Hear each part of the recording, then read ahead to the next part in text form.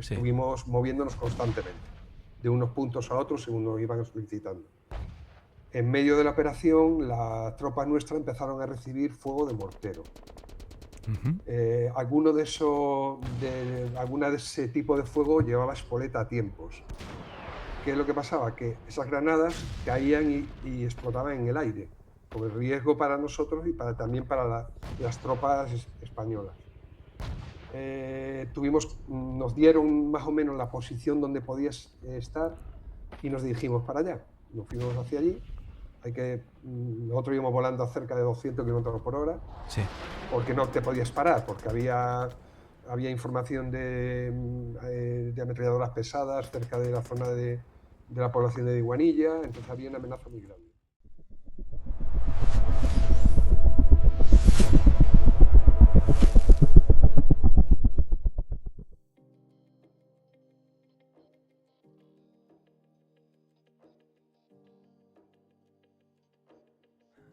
Un verdadero placer tenerte en Aviadores, Santiago Veloso. Bienvenido. Es, Muchas gracias, Goit.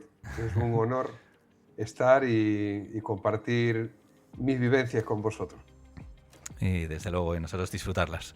Bueno, antes de meternos de lleno en la conversación, pues el recordar a los oyentes pues que se suscriban al canal, que den al like si les gusta el contenido y por supuesto una campanita pues para tener notificaciones de los futuros episodios de Aviadores. Y nada, anticipar a nuestros oyentes pues que el viaje va a ser extraordinario porque viajaremos en el tiempo a conflictos conocidos del pasado, de hace algunas décadas, en los que has tenido contacto directo y has participado en ellos. Pero bueno, vamos a retroceder un poco más y vamos a irnos a esa infancia o esa adolescencia donde como me decías, con 12 añitos mirabas al cielo, ¿no? Aquel ruido de rotores de alguna academia de entrenamiento. ¿Cómo fue el momento? ¿Qué es lo que te evoca aquellas memorias? Bueno, yo la verdad es que tengo recuerdo con 12 años, de ver en numerosas ocasiones, soy natural de Pontevedra, y pues iba a la playa de Mogor, que está cerca de la Escuela Naval Militar, donde ellos tenían su escuela, formaban a sus pilotos de helicópteros, tenían allí varios vuelos. Entonces yo muchas veces me acuerdo de estar en la playa, escuchar el ruido de un Bell 47G, el conocido burbuja, y lo Sí. veía pasar y me maravillaba. Yo veía aquellos aparatos y me parecía increíble, ¿no?, de verlo. Entonces, bueno, era un sueño. Yo veía aquello y para mí era algo inalcanzable. Y también me gustaba cuando mi padre me llevaba al aeropuerto de Albedro, que yo luego viví en La Coruña, y de pequeño íbamos muchas veces a ver el Alouette 3 cómo despegaba del aeropuerto de Albedro, un Alouette 3 de un destacamento del Ejército del Aire que se constituyó allí en los años 77-78 a raíz de unos naufragios que hubo allí muy graves, y se puso para evacuación y apoyo al personal que trabaja en el mar. Mi familia está relacionada todo con el mar. Entonces a mí me llamaba muchísimo la atención, pero lo veía algo inalcanzable. O sea, el piloto de helicóptero ni se me pasaba por mi imaginación. Bueno, pero todo comienza con un sueño, ¿no? Yo también, ahí me hablaban de las batallas de la guerra civil aquí sobre Bilbao, de la batalla del 36, con los chatos y con todo, y bueno, es que al final, claro, tu imaginación empieza a volar, ¿no? Y algo nos cambia en el interior. ¿Y cómo fue que, bueno, al final te enrolaste en las Fuerzas Armadas? ¿Cómo fue ese camino, esa decisión? Sí. Yo siempre, mi vocación siempre era entrar en el ejército, ¿no? Quería entrar en el ejército y mi camino fue presentarme a la Academia General Básica de Suboficiales. Entonces, pues tuve la suerte de conseguir una plaza y empezar mi formación allí. Son 3 años. Y bueno, pues estuve en Lérida, en tren, la parte básica, luego pasé a infantería. Y luego allí en infantería yo ni se me ocurría en ese momento, ni se me pasaba por la idea que podía tener opciones a entrar como piloto de helicópteros. Y un día vinieron de ASFAMED a hacer una promoción para varias plazas, poquitas plazas, que se ofertaban para en segundo año poder optar a ellas. Entonces dije, bueno, pues Ahí lo vi y está, digo, ¿no? bueno, pues voy a probar. Pues Increíble. eran 5 plazas, bueno, con varios reservas porque había que pasar varias fases. Y me presenté. En aquel entonces no tenía nada que ver el número de promoción, sino que nos hacían unos test psicotécnicos y una serie de pruebas y conseguí el 2, la plaza 2, pues a partir de ahí Madre. yo no me lo creía, digo, ostras, no sé qué es lo que he hecho. Claro, pero, pero a volar, ¿no? Después, No, bueno. después Ah, sí. fuimos al CIMA, de ahí fue cayendo gente, yo fui pasando los distintos filtros y me encontré en una prueba de selección en la base de Colmenar Viejo, en el entonces se llamaba el CEFAME, realizando pues una prueba básica de formación para, de ahí también era otra selección.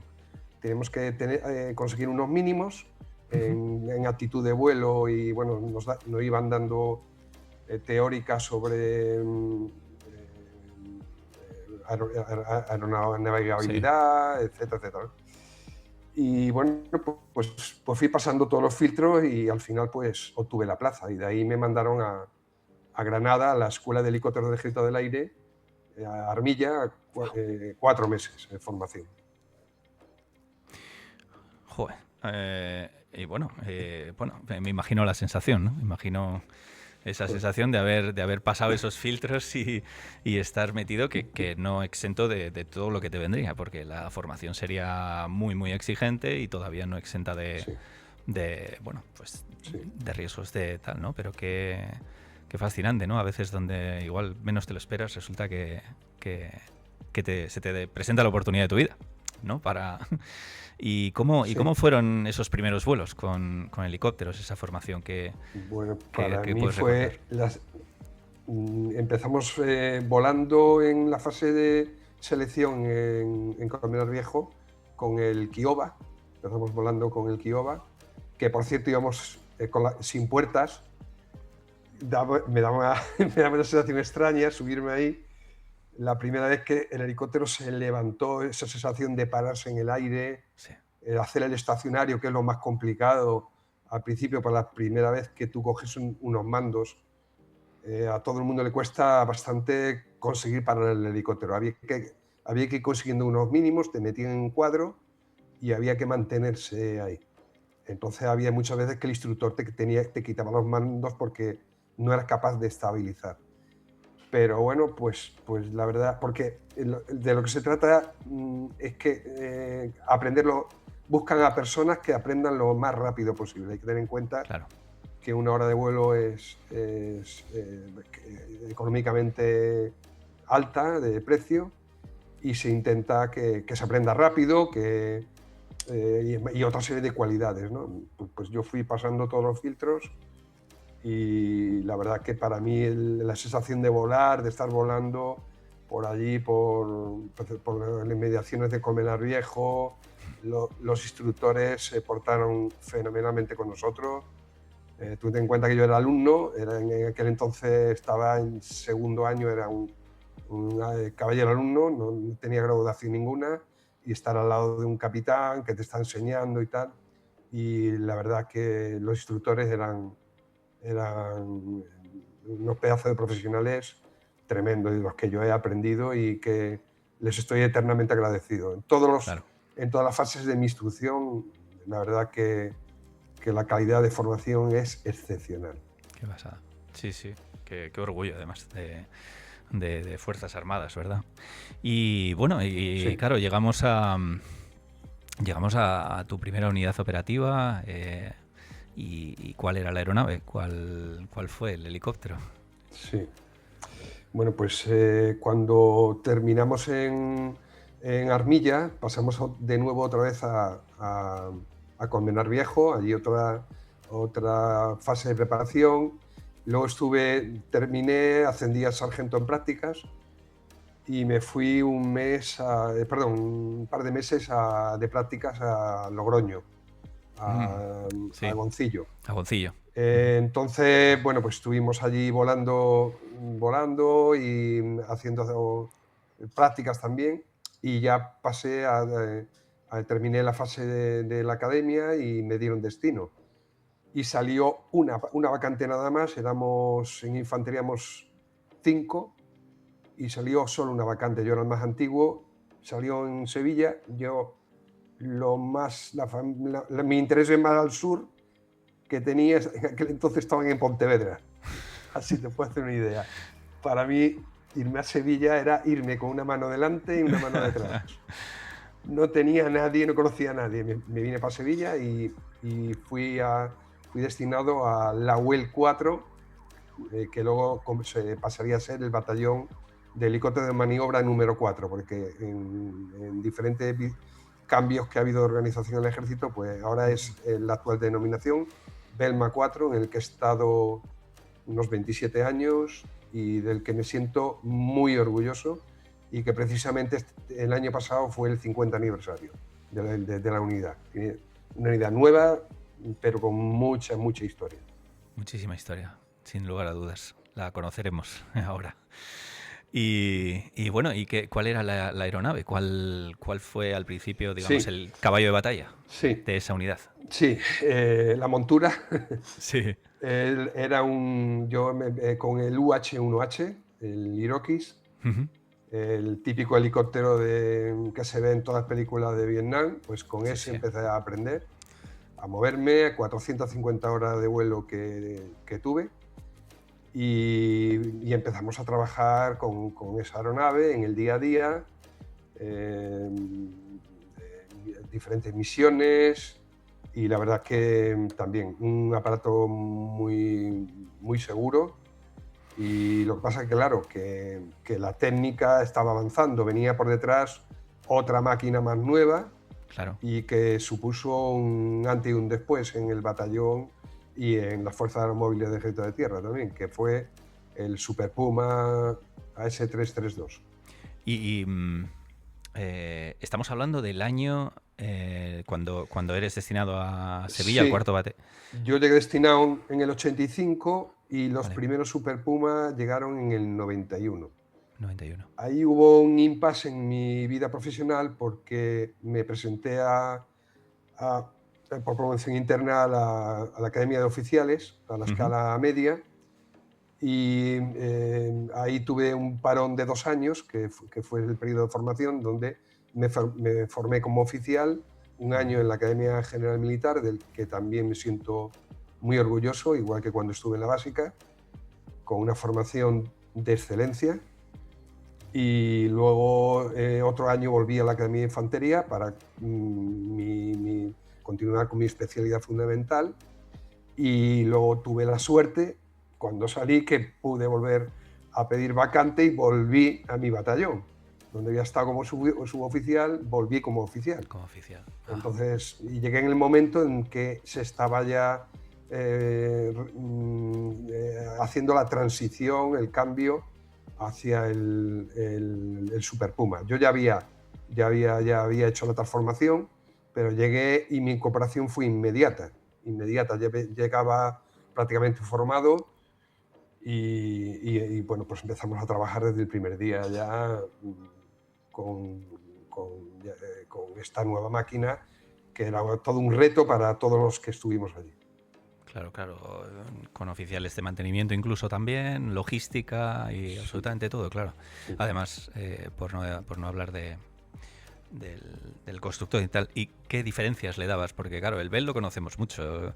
Bueno, hace poco me he visto Apocalipsis Now y considero que las imágenes de esa película bueno, los pilotos reales, que ahí no hay hecho nada por ordenador prácticamente, con actores reales a bordo y demás, es alucinante.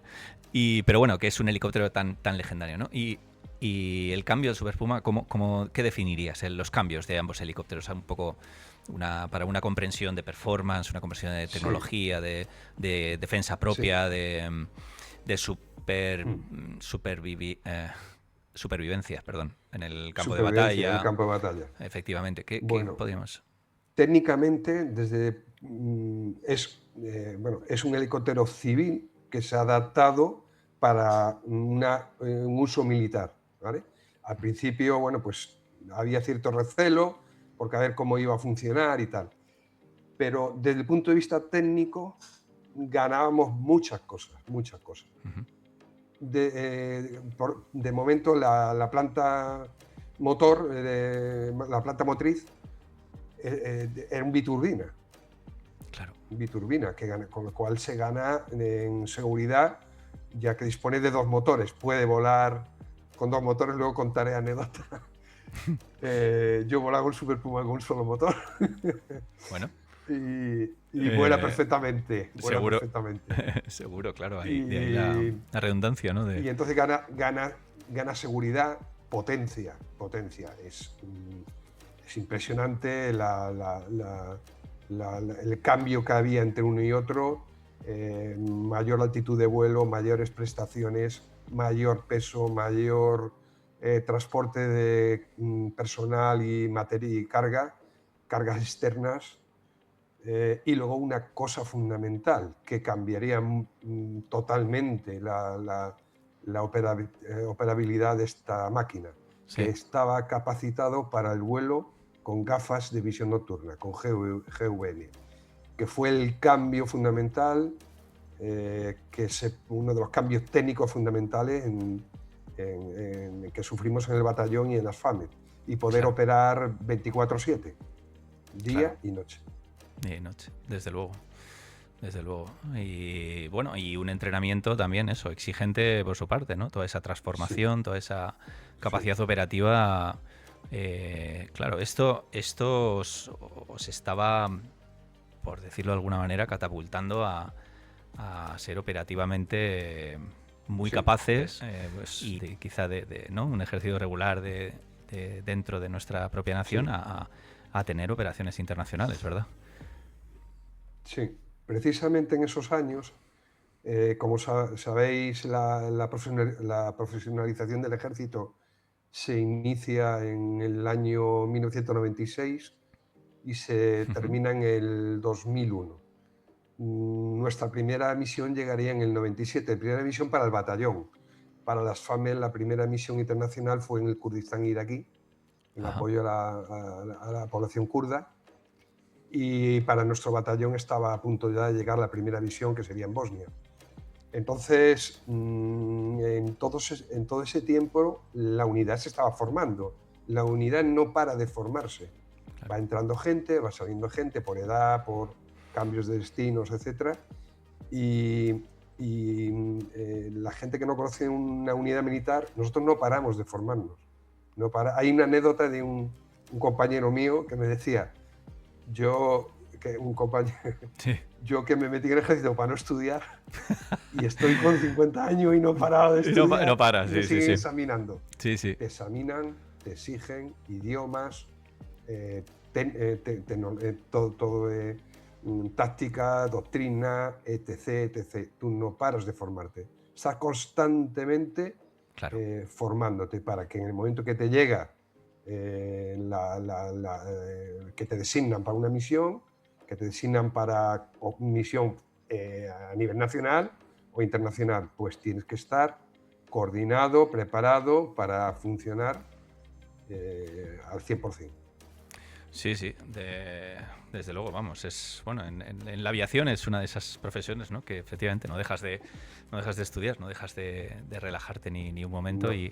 Y a nivel militar y operacional, pues me lo puedo imaginar. Bueno, has comentado Bosnia, ¿no?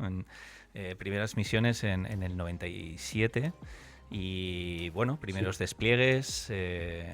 Me has enseñado algunas fotografías preciosas, como la que tengo aquí detrás. Y, y bueno, ¿qué nos puedes hablar de esas, digamos, de ese bautismo, ¿no? Ese momento de demostrar que todo este entrenamiento merece la pena y que bueno, no dejaremos nunca ¿no? de mejorar y demás, pero hay que ponerse manos a la obra. Esto, ¿qué nos puedes contar de ese primer despliegue? Bueno, pues sabíamos que se estaban acercando ese momento. Había las noticias por la televisión, los conflictos Sí, que se produjo en los Balcanes por la desintegración de Yugoslavia, sí. pues estaba ahí.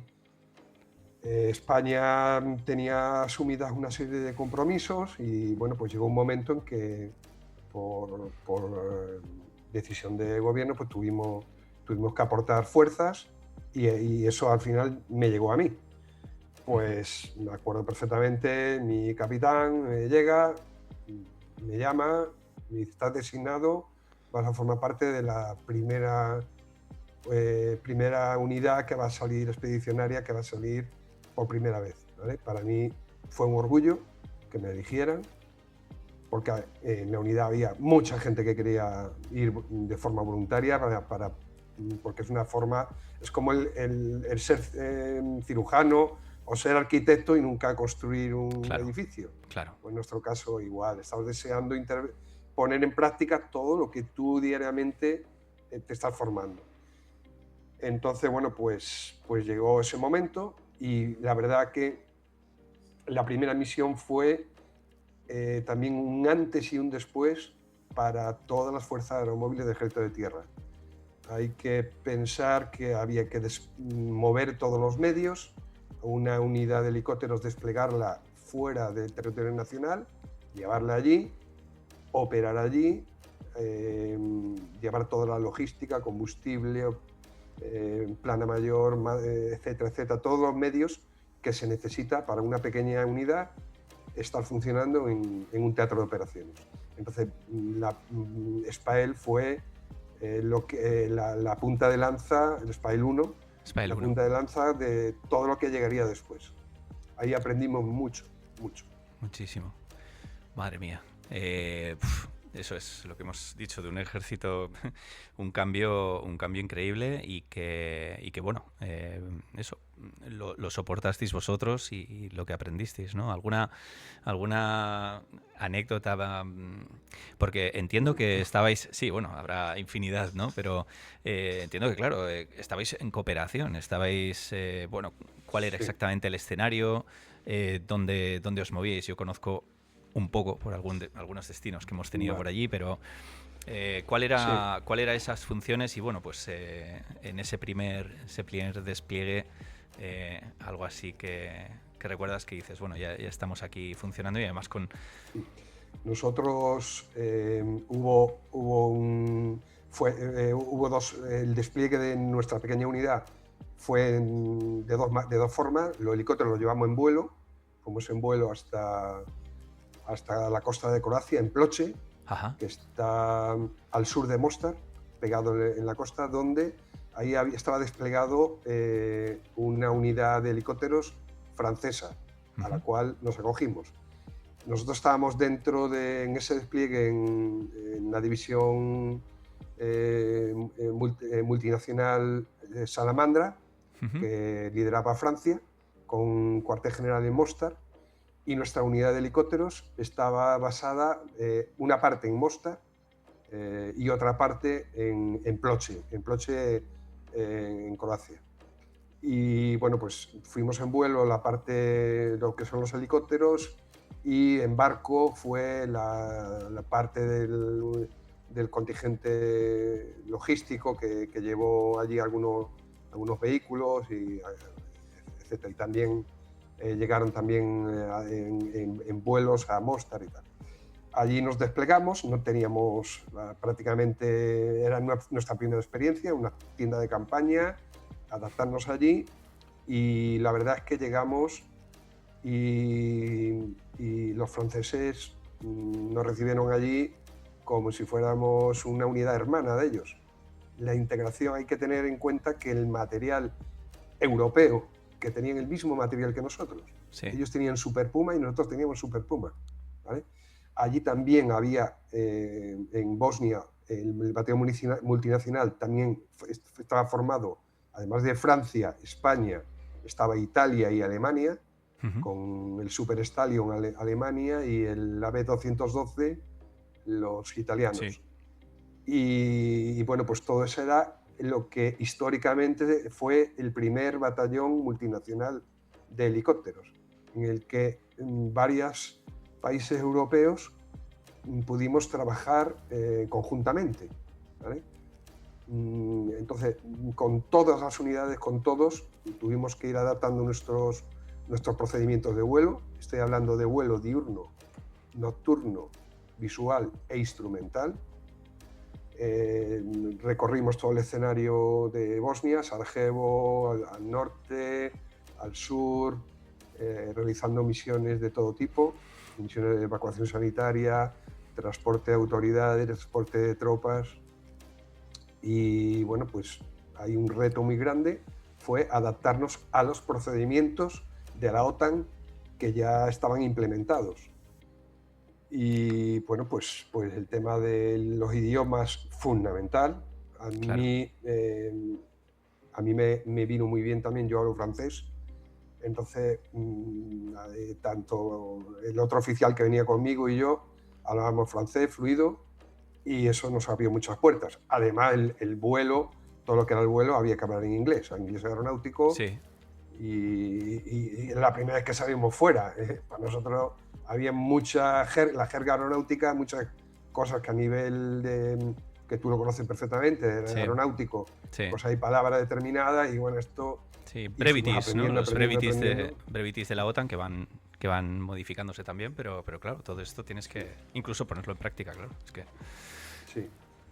Entonces fue impresionante el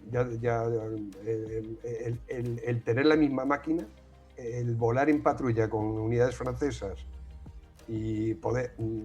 tengo suerte de una vez me ha tocado ir de punto 2, sí. Otra vez me ha tocado ir de líder y mandar una patrulla con helicópteros franceses, alemanes, italianos.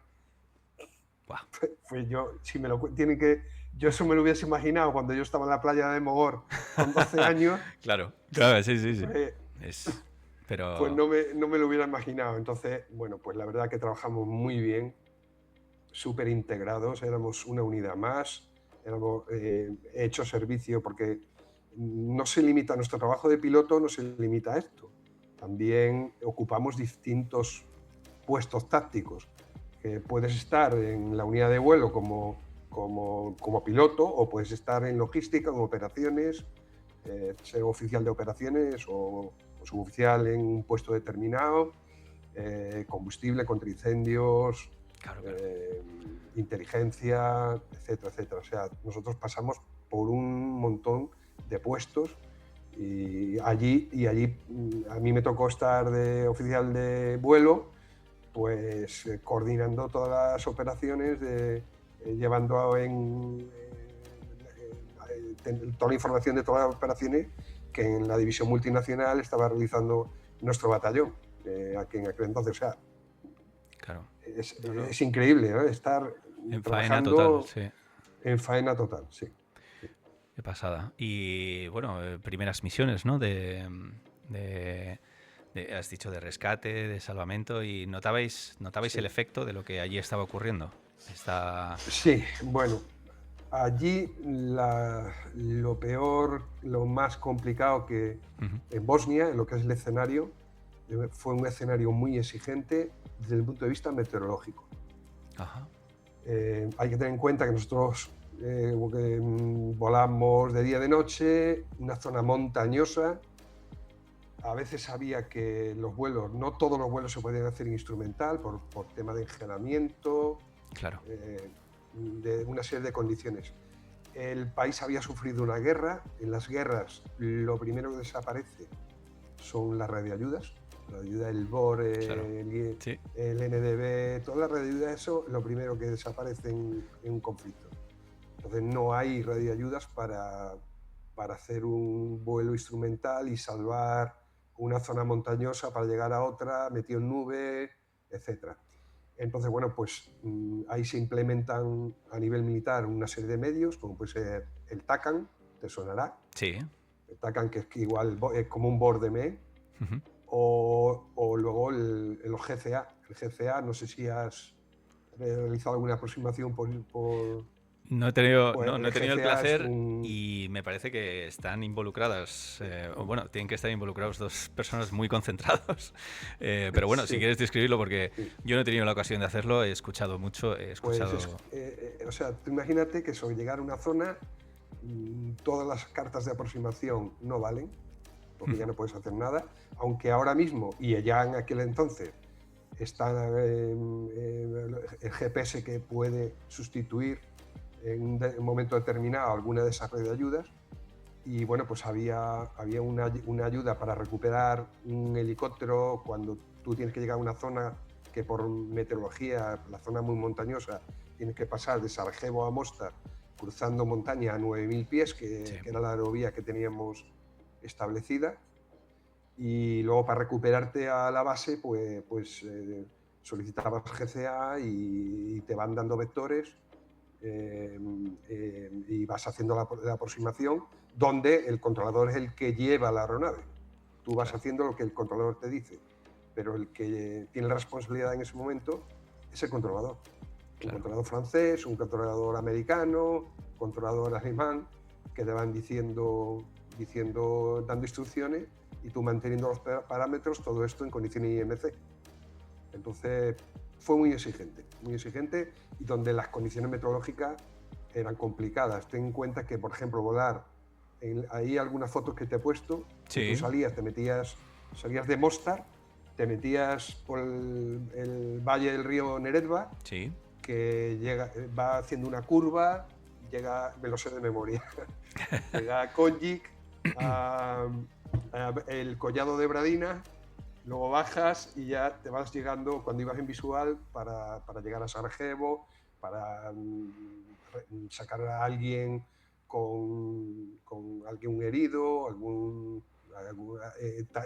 heridos podían ser apoyos de la fuerza propia, o Sí, podía ser personal civil que te personal civil, solicitaba sin duda. la autoridad yo, yo tuvimos un hombre que se cayó de un tejado, pidieron ayuda a las FOR y se autorizó la evacuación y se le llevó a un hospital. Era una persona en Bosnia-Herzegovina, le llevamos al hospital de Split, en Croacia. Y cayendo allí, eso fue una evacuación, me acuerdo, cayendo, vamos, perdiendo visibilidad, cayó una tormenta tremenda y conseguimos llevarlo. Y cosas así, similares. Sí, O tener que ir a una reunión importante y había que llegar, o se salía de noche a lo mejor, y te metías por el río Neretva y de repente se te cerraba de niebla y te encuentras las montañas allí. El río Neretva es muy estrecho y las montañas pueden tener en torno a los 3.000 pies, algunas 4.000, joder. 1.800 metros, y de repente meterte en nube, llevar dirección norte-sur, meterte en nube, ostras, y tener que recuperarte y volver a la base, pedir GCA, salir de Claro. nube, en fin, que era muy exigente. Bueno, una misión, ¿no? Que, bueno, haciendo simplemente referencia a la guerra, pues de las peores guerras que pueden existir, pues en tres manos, ¿no? Guerras civiles. Y estábamos en una situación tan crítica en Europa y Rusia, pues no quería perder, ¿no? Si no entiendo mal, no quería perder tampoco protagonismo. Hubo una situación en la que, bueno, gracias a Dios, a la diplomacia Sí. también se alcanzaron soluciones y no hubo... Estamos hablando estaba mirándolo aquí, del aeropuerto bueno, En, perdone, Pristina, ¿verdad? Esto fue sí. en esta época, ¿verdad? Fue en estas... Fue en el 99, se produjo la guerra de Kosovo, Sí, donde ahí hubo pues, un conflicto en el que Rusia formaba parte tenía una zona de responsabilidad en la zona de Bosnia y que cuando se decidió después poner otra misión en la zona de Kosovo para estabilizar esa zona, implementar la paz, pues ahí hubo en el año 99 un movimiento por parte de Rusia que fueron a Pristina para que no se quedaran fuera de reparto de zonas con la misión que luego internacional que allí se montó, y nos tocó, allí hubo un pequeño conflicto que luego se solucionó, que fue la toma del aeropuerto de Pristina, donde después, en el año 2000, en la misión de Kosovo, nos tocaría precisamente estar allí, y bueno, pues estuvimos cerca de ellos, y dentro de una misión internacional para facilitar el retorno a la paz del conflicto que hubo allí en Kosovo. Y también, claro, bueno, tengo entendido que también tuvisteis una visita especial, ¿no? Con una misión asociada, claro. Sí, tuvimos la oportunidad sí. de participar en la Operación Colombo. La Operación Colombo fue una operación para dar seguridad a la visita del Papa, donde por parte nuestra nos tocó, se organizó una operación aeromóvil de demostración de fuerza. El Papa, 2 horas antes de llegar, se desactivaron varios explosivos teóricamente, la zona cerca donde tenía que pasar. Allí se dio seguridad a toda esa zona, y a nosotros pues nos tocó participar en una operación aeromóvil con varias decenas de helicópteros, que se hizo una demostración de fuerza hacia la zona al sur de Sarajevo, y vuelta para dar seguridad a la visita del Papa. La verdad que fue pues también un momento importante donde no pasó nada, la visita fue sí, gracias bien. a Dios, pero claro. Se reunieron 50.000 personas en un estadio de Kosevo, se llama, en Sarajevo. Y bueno, pues fue todo bien. Nosotros, a nivel nuestro, pues nosotros formamos pues esa operación aeromóvil con un montón de helicópteros de todo tipo, y también pues fue impresionante poder participar, estar ahí. Joder.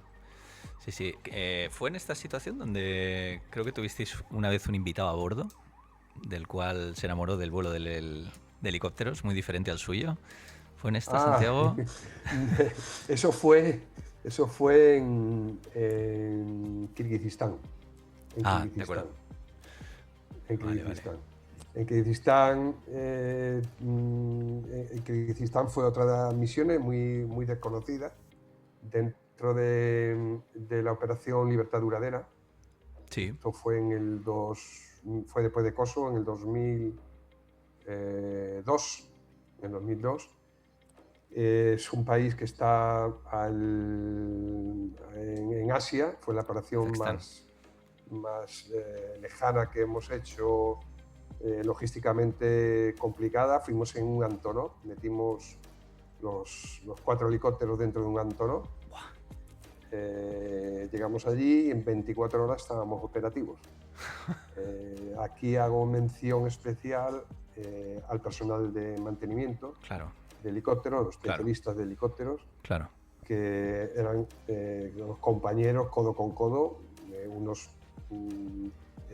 formaban parte de las tripulaciones y otros en tierra trabajando para mantenimiento del helicóptero, para que todo estuviera operativo. Entonces, por ejemplo, ahí, imagínate desmontar prácticamente la parte de arriba de un helicóptero, meterlos en un avión, meter toda la impedimenta que se lleva, salir en 8 horas de vuelo, 10 horas, llegar a otro país, bajar los helicópteros, montarlos. Y entonces el personal de mantenimiento, también con una alta cualificación, pues forma parte del éxito de todo lo que hacemos. Totalmente. Sin ellos sería imposible. Sin ellos no vuela, no vuela nada. No, bueno, nada. Es importante además el respeto mutuo y el reconocimiento de la super labor que realizan. Pues sí, nos hemos ido casi a libertad duradera. Claro, entre despliegues y demás, la vida, digamos, cotidiana dentro del grupo y de la unidad.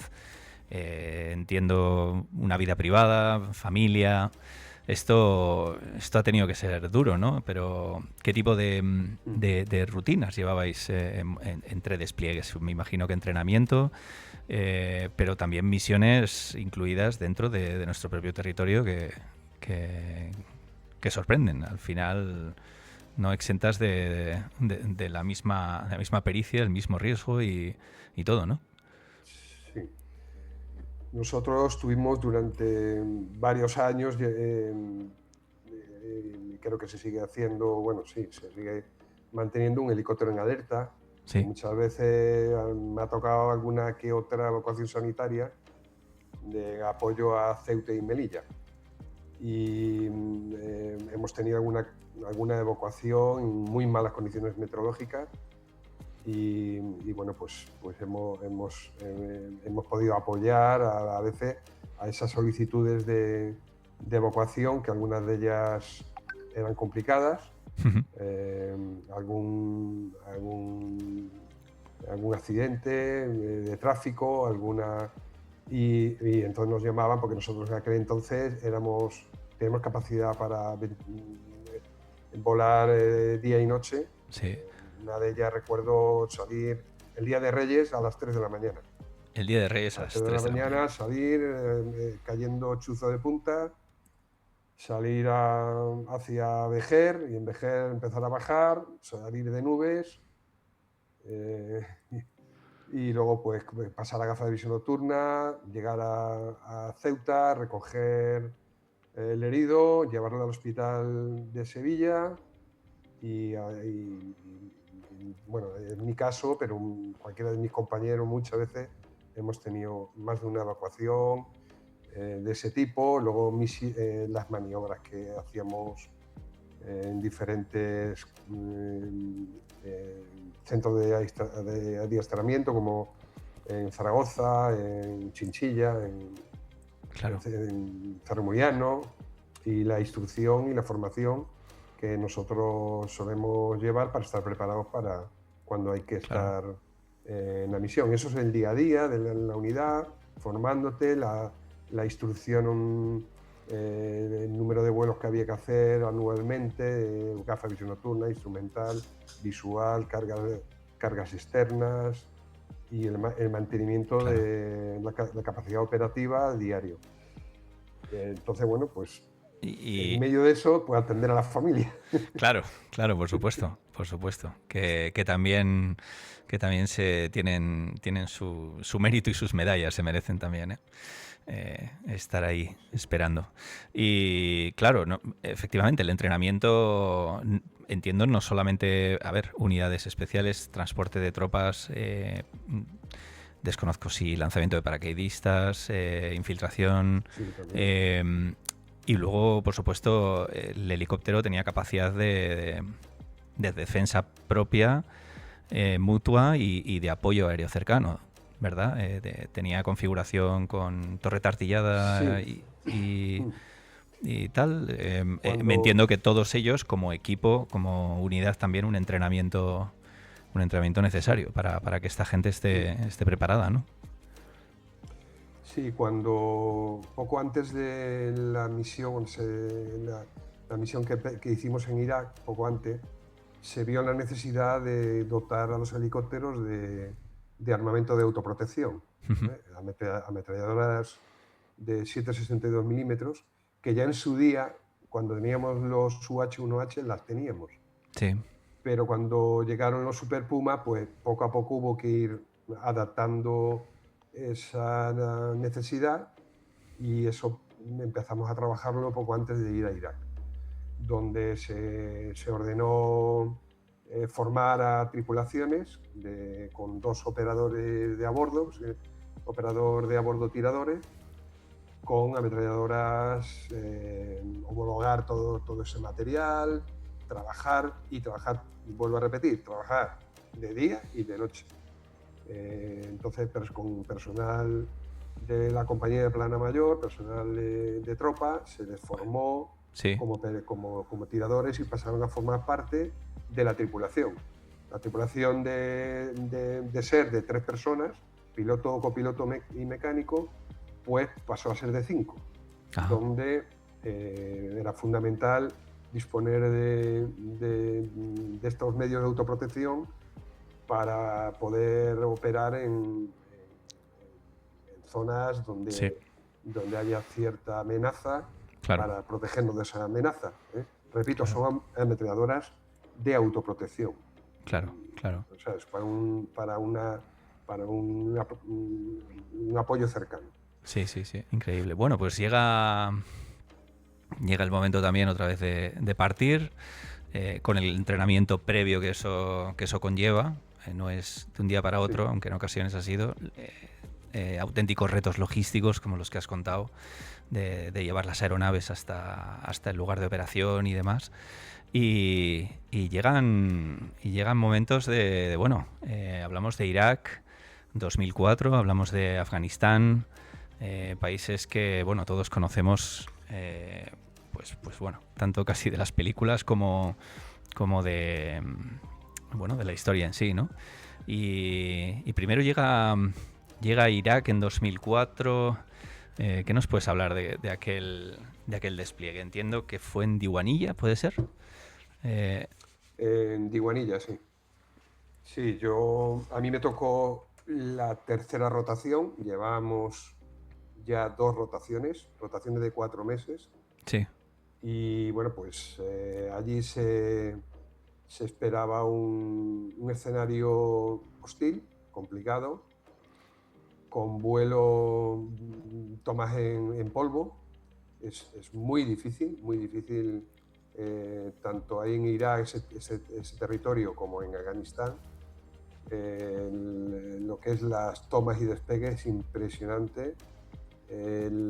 claro.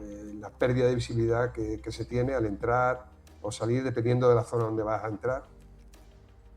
Y bueno, pues ya nosotros cuando íbamos ahí ya sabíamos que iba a ser un escenario complicado.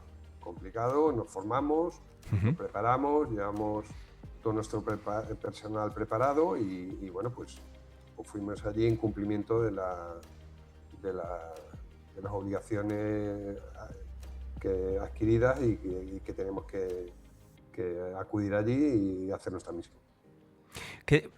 Un poco también para entrar en contexto, me imagino que, claro, de despliegues en Afganistán, ¿teníais claro la diferencia de ambos conflictos, de ambas misiones? ¿Cómo podríamos clasificar o entender mejor la función Vale. en ambos escenarios?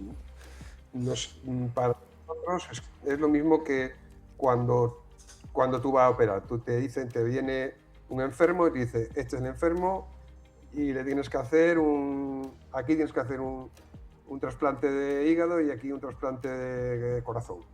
Nosotros siempre hay un estudio previo, mm, hay un análisis muy importante de todo lo que se va a hacer, la amenaza, de lo que se va a hacer, dónde vamos a desplegar, cómo nos vamos a mover, qué protección vamos a tener, y luego se ejecuta. Para cualquier militar profesional, la participación Sí, en una operación de mantenimiento de la paz puede conllevar el uso de la fuerza en un momento determinado o no, ¿vale? Dependiendo de las reglas de enfrentamiento que te asignan, que te dan, pues tú con esas herramientas pues haces tu trabajo. ujú, Para un militar profesional, en una operación de mantenimiento de la paz, sí, pues puede ser muy similar a cualquier tipo de operación que pueda hacer ahora mismo una tripulación en un escenario de guerra. O sea, llega un momento que tú haces tu planeamiento, tu misión, vas a una zona y puede que tengas un TIC, que haya tropas en Tropas en contacto contacto. con un enemigo, Eso es. con una insurgencia, Sí, y en ese momento, pues para ti estás en un conflicto. claro. Claro. Joder, pues, hombre, escenarios me imagino complicados. Tenemos, bueno, una historia que a mí personalmente yo desconocía y me pareció absolutamente, bueno, pues extraordinaria. Y aquel día en Diwanilla, con el contexto que nos has explicado un poco y de la misión que teníamos allí para, para esto, para darnos cuenta de cuál era vuestro cometido y hasta el punto que estabais entrenados y todo, que me ha parecido extraordinario. Y bueno, si te puedo pedir que nos traslades aquel día y nos metas en tu helicóptero contigo, y no sé si nos puedes describir pues incluso desde el principio, en qué contexto y cómo empezó todo, porque lo que viene es alucinante. Bueno, lo primero que voy a decir, que voy a contar una experiencia, Sí. que no es ni más ni menos que cualquier, o muy similar a muchas otras que han tenido compañeros míos antes y después. A mí me tocó en un momento determinado pues estar de misión, estamos haciendo un reconocimiento partiendo de la base de que en mi rotación se ordenó el repliegue de la unidad que estábamos allí, cumpliendo con una misión internacional, y se ordenó el repliegue. Hubo que replegar de la zona a una unidad de 1.300 militares que estábamos allí, y la misión, que era Expo 3, pasó a denominarse contingente de apoyo al repliegue. Y en ese contexto teníamos que seguir cumpliendo con las misiones de apoyo al sector en el que estábamos encuadrados.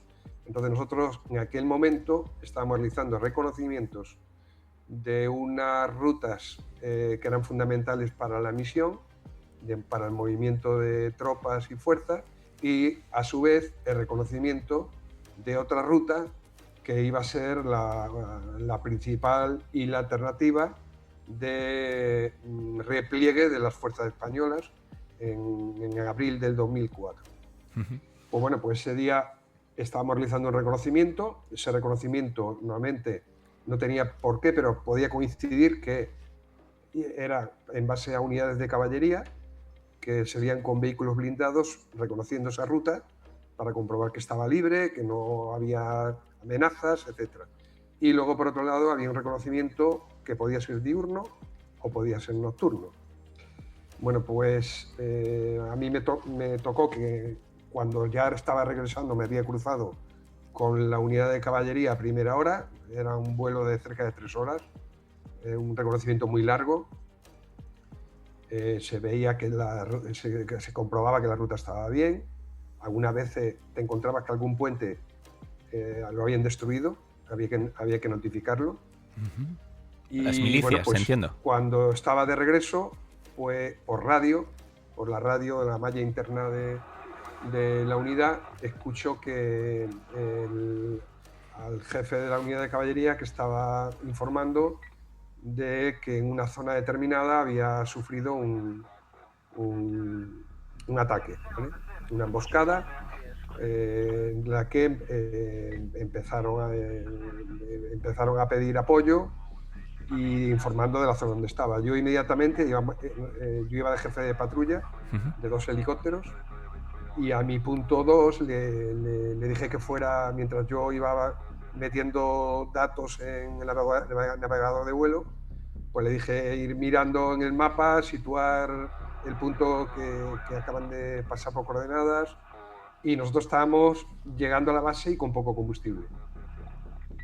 Me imaginé que ya que estábamos en vuelo, podría ser que nos ordenaran salir a nosotros.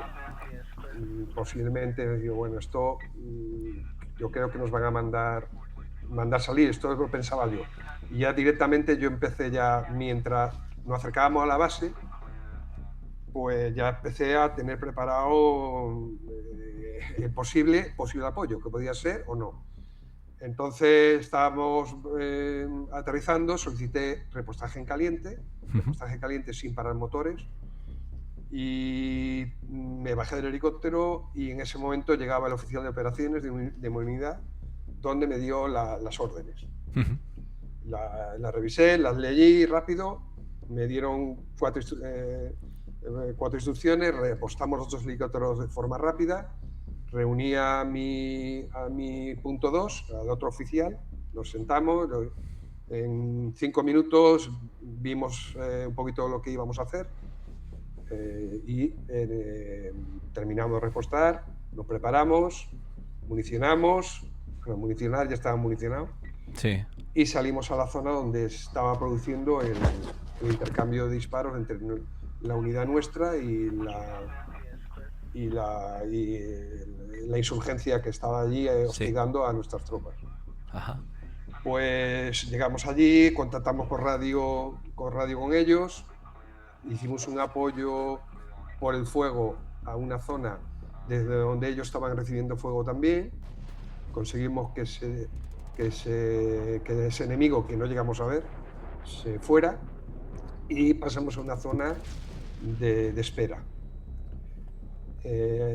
Toda la acción, todo duró, para nosotros duró 3 horas y media, prácticamente. Estuvimos moviéndonos constantemente, de unos puntos a otros según nos iban solicitando. En medio de la operación, las tropas nuestras empezaron a recibir fuego de mortero. Alguna de ese tipo de fuego llevaba espoleta a tiempos. ¿Qué es lo que pasaba? Que esas granadas caían y explotaban en el aire, con el riesgo para nosotros y también para las tropas españolas. Nos dieron más o menos la posición donde podías estar y nos dirigimos para allá. Nos fuimos hacia allí. Nosotros íbamos volando a cerca de 200 kilómetros por hora. Sí. Porque no te podías parar, porque había información de ametralladoras pesadas cerca de la zona de la población de Diguanilla, entonces había una amenaza muy grande. Aquí, por ejemplo, claro, el concepto, a veces traemos mucho como experiencia igual de aviación, ¿no? La energía y demás. En el concepto de helicópteros, el hecho de estar en movimiento, de tener una traslación constante y no el hecho de tener que estar en estático, es lo que da la supervivencia también a la unidad, ¿no? La capacidad de reacción del propio helicóptero. Sí. Por estar expuesto por su altura, obviamente, por su operación y su velocidad, pero claro, esas tácticas las tenéis entrenadas, es moverse constantemente y ser un objetivo lo más esquivo posible, ¿no? A baja cota, teniendo en cuenta que posiblemente las amenazas venían por pues no sé si la insurgencia podía tener iglas o tenía RPGs o tenía fuego, o calibres, bueno, sí que lo tenía, sí. Entonces todo esto estamos hablando de estar realmente expuesto. Quedarte parado es un riesgo. Lo que pasa es que, como he comentado antes, nuestro armamento es un armamento de autoprotección. En aquel entonces, no como ahora, por ejemplo, los helicópteros Tigre o otro tipo de helicópteros donde ya llevan medios de observación, que esos sí pueden irse a una zona y estar protegido por el terreno y prácticamente invisible, y estar viendo a mucha distancia, porque tienen esos medios para poder ver a mucha distancia de la zona y poder actuar, y con medios que pueden apoyar perfectamente desde 4, 5 o la distancia que sea, ¿vale? Nosotros no, nosotros lo que teníamos era lo que había, y en ese momento pues había que apoyar a nuestras tropas cuando estaban siendo hostigadas por morteros, lo que da no pueden operar, porque allí había que recuperar a los prisioneros, hubo prisioneros, se desarticuló la célula terrorista que actuó contra nuestras tropas y había que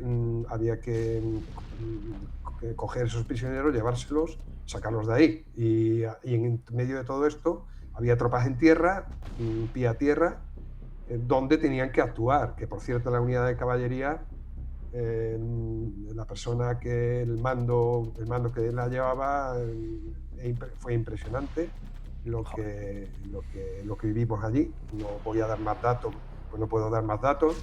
Claro.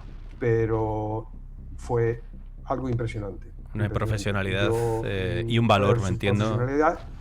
Profesionalidad, de verdad, en una situación como esta, mantener la calma, mover a tus tropas, a tu gente, hacerlo como se hizo, fue de 10, impresionante.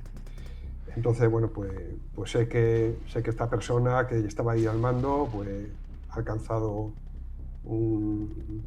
tiene un prestigio muy importante y ahí está su trabajo. Y la verdad que tengo una gran admiración por lo que ahí hicimos, tanto por lo que le tocó a él como lo que nos tocó a nosotros.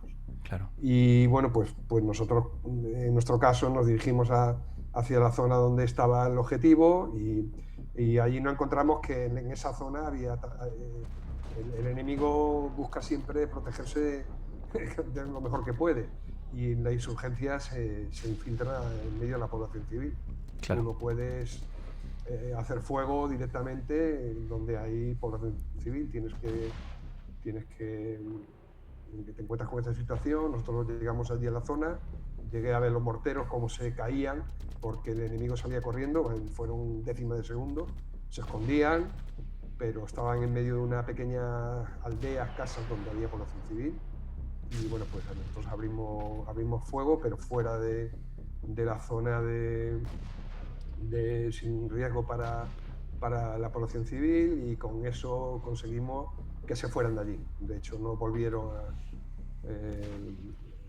no fuimos capaces de volver a verlos. Entonces se consiguió terminar con esa acción de fuego contra nuestras tropas. Ellos pudieron capturar a los prisioneros y se desarticuló la célula terrorista.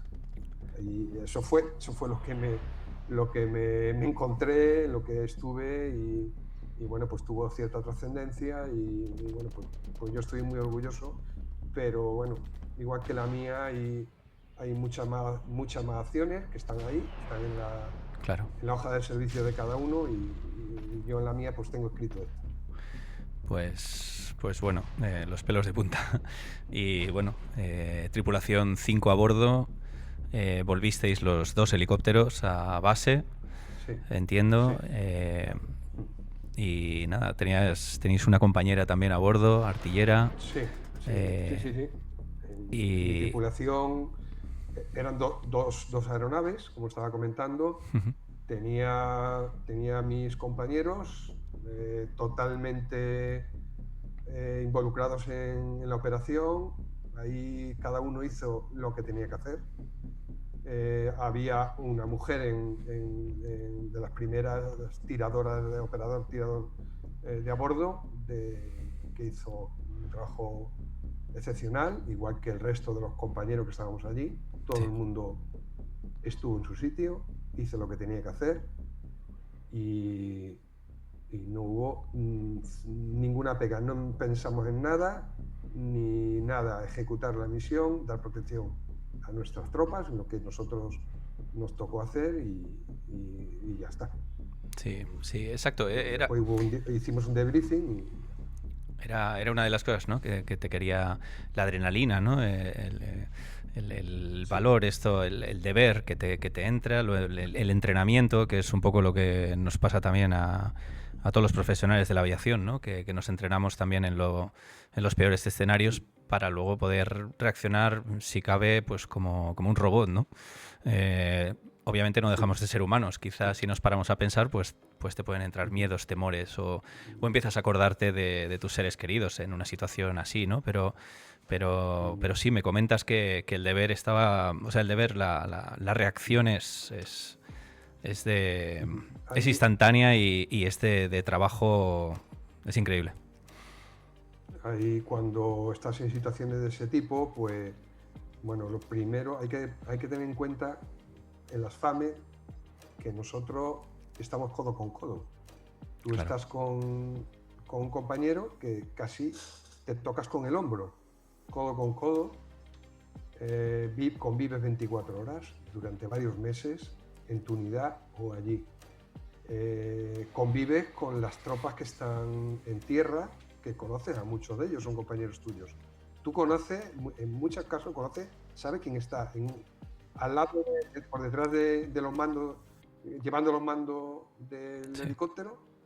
Yo en mi caso estaba fundamentalmente ocupado en comunicaciones y en coordinación con las tropas, mi compañero volando el helicóptero, el mecánico tripulante atento a cualquier a toda la señalización del helicóptero, cualquier impacto que nos pudieran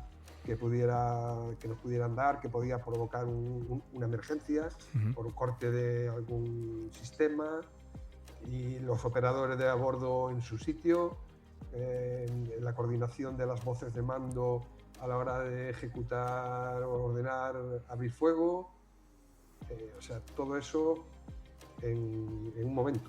En un momento. Y eso se consigue con las vivencias, con el compañerismo, y ahí ya no, en ese momento no piensas en nada, piensa en tus compañeros, el que tienes al lado, y ejecutar la misión. Ya está. Qué bonito. Sí, sí, sí. Qué espectáculo. ¿Cómo están nuestras fuerzas, bueno, pues aéreas del Ejército de Tierra? ¿Qué dirías del entrenamiento que se sigue dando, de la profesionalidad y de la actualidad, ¿no? Por si alguno de nuestros oyentes está interesado en en helicópteros, es decir, ¿qué le dirías a un chico, a un chaval joven que quizá quiera hacer carrera? Que se va a encontrar y por supuesto que cuenta con la experiencia dentro ya de las unidades de todos vosotros que habéis dejado tanto legado. Sí. Bueno, pues lo primero, yo, en mi caso, si tuviera que repetir, volvería a hacer exactamente lo mismo que he hecho.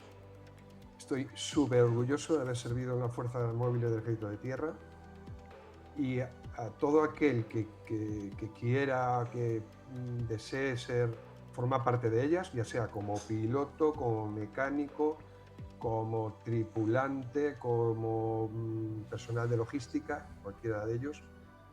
Las Fuerzas Móviles del Ejército de Tierra son unidades de élite donde la formación es una formación de excelencia, es única. En el caso que me compete a mí, de como piloto de helicópteros, poder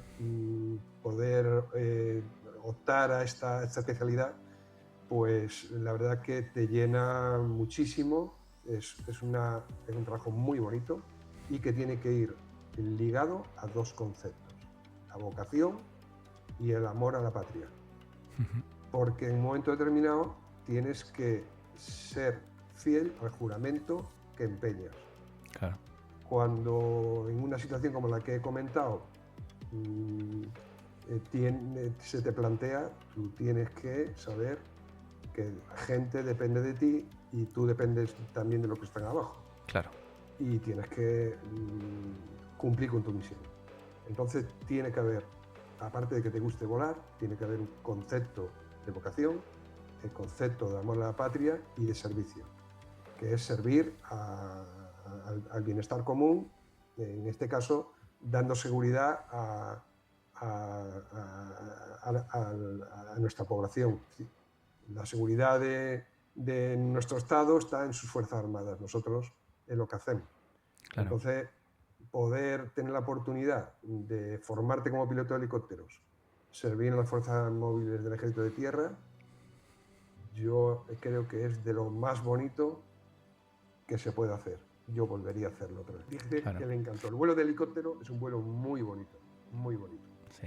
muy bonito. Yo, Puedes volar instrumental, puedes volar táctico y el vuelo táctico y el vuelo con GVN, con gafas de visión nocturna de noche a 100 pies, menos, alucinante. es impresionante. Alucinante. Impresionante. Yo no he tenido el placer de volar en helicóptero real. He estado montado en muchos, pero por la fascinación también, ¿no? De la propia máquina, sobre todo el MI8, el Sí, MI26, creo, el más grande, también bueno, en mi época en Centroáfrica. Y bueno, no he tenido la ocasión de volarlo, de volar en un helicóptero de pasajero o de copiloto. Sí lo he probado en el simulador y he de decir que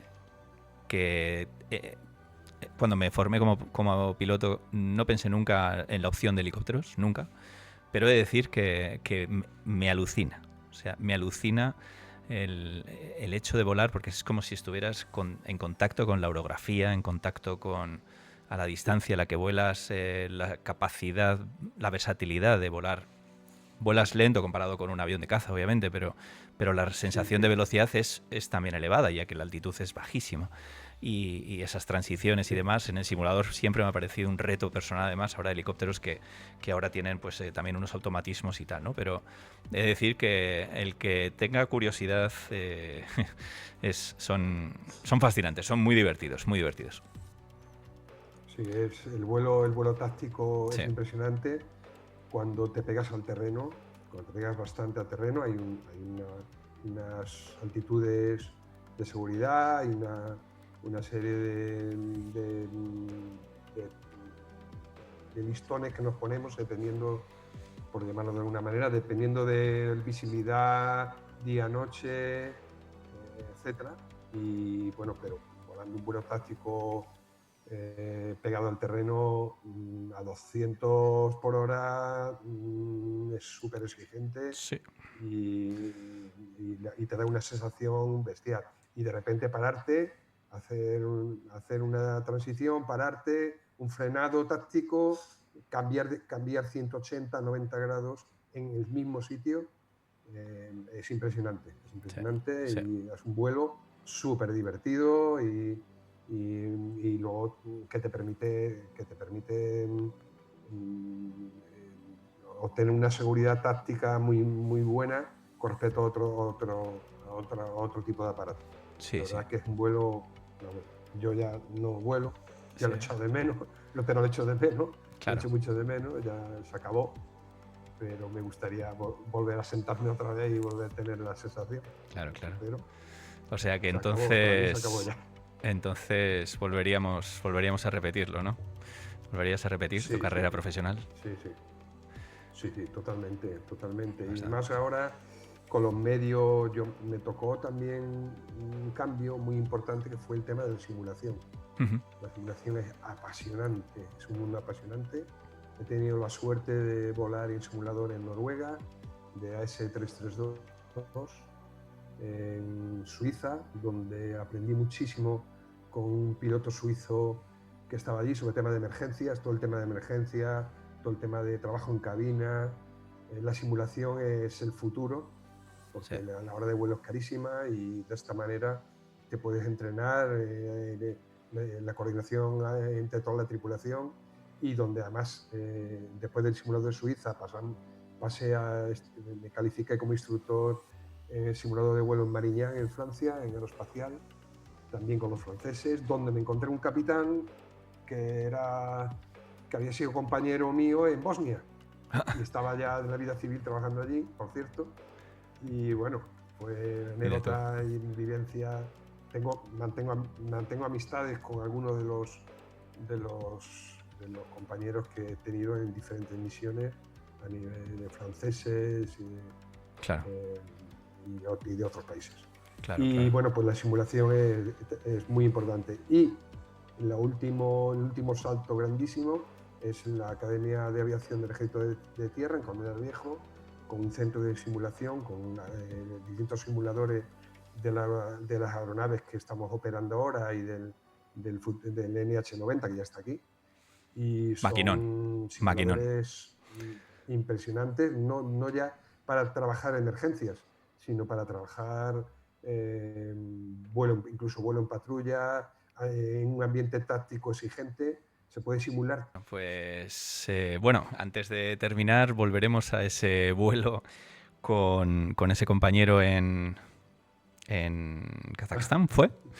Que simplemente En en Kirguistán, eso. Kirguistán, ¿Y cómo en fue? O sea, le Kirguistán, tuvisteis a bordo y sí, tuvisteis un pasajero especial. Bueno, especial, a ver, que se sí. quedó. En la operación Libertad Duradera, Sí, ahí estábamos totalmente integrados con las unidades que estaban allí. Nosotros estábamos dando apoyo con Basar, rescate de tripulaciones en zona de riesgo, donde las tripulaciones que hacían acciones de close air support o apoyo a sí. las tropas que estaban en Afganistán estaban basadas en el aeropuerto de Manas, en Kirguistán. Entonces nuestra misión era recuperar tripulaciones en caso de derribo o por averías de una aeronave. Entonces, pues nosotros estábamos totalmente integrados con el día a día, con las tripulaciones de los F-18 y de los Mirage 2000 que estaban allí y convivíamos con ellos. Pues en una de esas misiones, un piloto de Mirage 2000 que era español, pero estaba volando con los franceses. ¿Vale? Esas son cosas que muchas veces la gente no sabe, pero hay gente o que convivimos muchas veces y ganamos experiencia estando integrado en unidades de otros ejércitos. Wow. Tienes que llegar allí, vas tú solo, te meten un helicóptero, una aeronave y tal. Bueno, pues en aquel entonces había un piloto español con su mono de vuelo francés, pero su bandera española aquí, y le autorizaron, tuvimos que hacer un reconocimiento, y le autorizaron a subirse con nosotros, vino en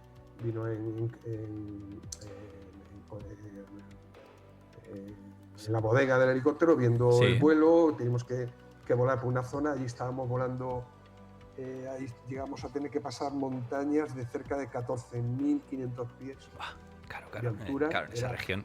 Era el Hindu Kush, eran unas montañas tremendas, Sí. la estribación en el Hindu Kush impresionante. Es el espectáculo de terreno. Tenemos alguna foto. Circo impresionante. Bueno, pues se vino en un vuelo con nosotros en el helicóptero, era un piloto de un Mirage 2000, un piloto de caza, que vamos, ellos van como van y nosotros vamos más lentito. Vino, hicimos un vuelo táctico pasamos una montaña, hicimos un vuelo táctico para llegar a una zona determinada, él vio cómo trabajamos, como lo que hacíamos, etcétera. Se bajó del helicóptero, vino para mí y me dice: ha sido el vuelo más bonito que he hecho en mi vida. Digo, no me lo puedo creer. Como decían allí en el Air Show, decían el ruido de los reactores, por muy espectaculares que sean, y a todos nos impresiona ver un Typhoon o un Gripen, Sí. El ruido de los reactores aburre comparado con el del helicóptero. El del helicóptero es más música que el de los... Yo también respeto a los que vuelan, y esto es una frase de que escuchaba a mi amigo Manolo, sí. Que alguna vez que lo que es volar con un cohete debajo del culo. Sí, también hay que sentirlo. Eso es. Esa también, sensación de velocidad, claro. Esa sensación de velocidad tiene que ser impresionante. Yo no he tenido la suerte de subirme en un reactor, pero tiene que ser impresionante también. Sí, y la verdad que también súper difícil llegar a ser piloto de combate de un caza. Tremendamente exigente, sí. Pues, Santiago, ha sido un verdadero honor y bueno, si nos ceñimos a nuestro lema, que nos quiten lo volado, ¿no? Sí, yo la verdad que, bueno, pues ya mi vida profesional, ya helicóptero en su momento, es una etapa que he cerrado, pero que la tengo muy metida en vena, Sí quería comentar, por si me permite cerrar o o decir algo que yo he comentado mi vivencia, que como comentaba antes, pueden ser las de todos y cada uno de los miembros de las fuerzas aeromóviles en las que hemos tenido la suerte de servir. Sí me quería decir unas palabras con respecto a mis compañeros que ya no están, que esto no deja de ser una profesión de riesgo, que hay que asumirlo y lo tiene que tener claro todo el mundo. Es una profesión de riesgo. Claro. Volar es una profesión de riesgo ya por sí. Y bueno, pues en nuestra memoria siempre van a estar los compañeros que ya no están, que nos han enseñado a lo que hemos podido llegar a ser gracias a los que en su día nos formaron a nosotros. Y un recuerdo muy especial para los compañeros que no han cerrado el plan de vuelo. Salieron a volar, pero siguen sin cerrar el plan de vuelo. Quieren seguir volando, están ahí y están en la memoria de todos nosotros. Y es un recuerdo, siempre los tengo en mi cabeza, a los compañeros que han caído en alguna de las misiones en cumplimiento del deber y del servicio. No nos olvidaremos nunca de ellos. Qué bonito, Santiago. No nos olvidaremos, ¿no? Nunca. Pues ha sido un auténtico honor tenerte en Aviadores y, por supuesto, espero seguir contando contigo para futuros episodios, si cuadra, y será un honor volverte a dar la bienvenida. Santiago, un abrazo. Gracias a ti por esta oportunidad. Este es nuestro trabajo. Ha sido un placer, un verdadero placer. Gracias, Santiago.